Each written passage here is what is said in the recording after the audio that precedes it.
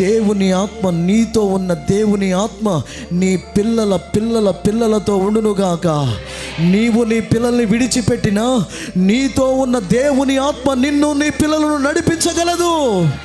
ఇశ్రాయేలీలు, అబ్రహాము దేవుడు ఇస్సాకు దగ్గరికి వచ్చి అంటాడు, నేను అబ్రహాము దేవుణ్ణి అంటాడు. యాకోబు దగ్గరికి వెళ్ళి అంటాడు, నేను అబ్రహాము ఇస్సాకు దేవుణ్ణి అంటాడు.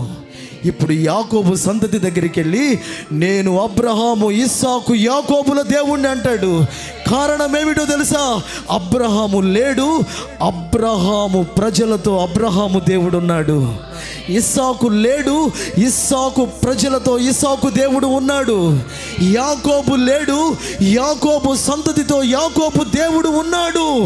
అంటే నీతో ఉండే దేవుడు, నీతో ఉండే ఆత్మ నీ ఉన్నంత వరకే కాదు, నీవు లేకపోయినా ఆయన ఉంటాడు యేసు నామములో.